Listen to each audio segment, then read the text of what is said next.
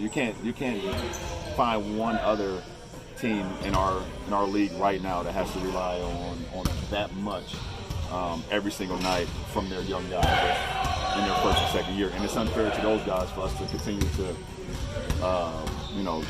we want them to learn. I want them to learn, but also I have to understand that they're young as well, and they're going to have mistakes, and they're going to make mistakes. You just try to limit the mistakes as much as possible. They're kids. They're just kids. That seems to be the explanation from the King. And with that, we welcome in Zach Harper, who covers the NBA for The Athletic. Zach, Lakers are 5.5 games back with 18 to play with 3 teams between them and the 8th spot. Is there anything to suggest that this version of the Lakers is up to making up that kind of ground? No. I mean, I know we saw a 20-14 team to start the season, the first 34 games, and then LeBron got hurt. And since then, since LeBron came back, they're the 25th offense or the 27th defense. They're just a bad team now. And I don't think it means they've been bad the whole season. They were just kind of randomly winning games. But they're just not good right now when they need to make a push. They don't have the camaraderie. They don't have the chemistry on either side of the floor. They just don't have enough time to make up for everything they needed to do. And LeBron's right. They needed those young guys to get about 5 years of experience in 5 months. That's just not possible.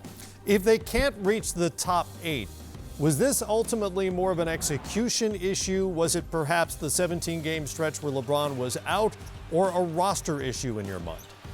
I mean, I think it's a little bit of everything, and I hope that doesn't come off as a cop-out, but they've got a lot of issues. Like, the roster construction was never about this year. It was about placeholders for this coming summer. The injury obviously sank them because he misses 17, 18, 19 games. All of a sudden, you have just a young team again that won, 35, 36 games last year, trying to compete in an even better Western Conference this year. And then once the trade rumors happened, once everything kind of started unraveling from the locker room, there's only so much that could be made up. And LeBron, says you can't put it all on these young guys. Young guys have actually been the best players on this team for this stretch, and it's not saying much, but the older guys, the veterans, those are the ones that are coming up short when you look at the lineups on the court. So, I think it's just a lot of things that went wrong. So when you talk about the trade and you talk about the young guys and the veterans not stepping up on the court, have the veterans stepped up, inside the locker room in terms of trying to fix the chemistry, in terms of trying to make it right?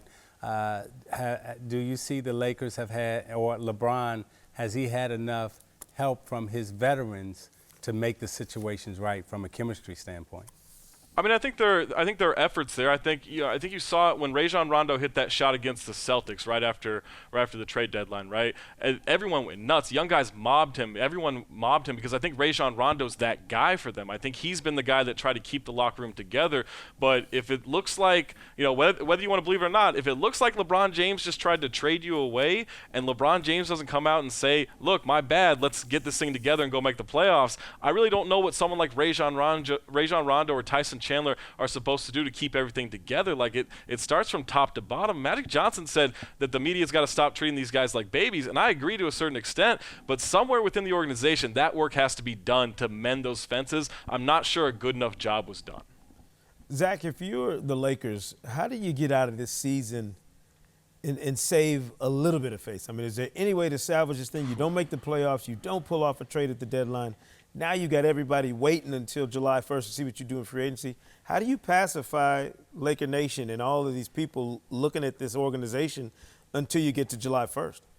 I don't know that you can do it. I mean, I could say, like, hey, finish 500, and maybe it doesn't look so bad because you don't have a losing season. But there's nothing really that can be done at this point other than making the playoffs. And even if you make the playoffs, all right, you get swept by the Warriors in the first round. Like, there's not a whole lot of positivity that can come from it. But the one positive thing that comes out of it is that you have a lot of flexibility this summer. You have the cap space to go sign a major player. You have the trade assets to go trade for a major player. You could have a big three in the blink of an eye within the first week of July. It's just you have to wait, and we know the Lakers have been waiting a long time to be relevant in a positive way, and it didn't come this season.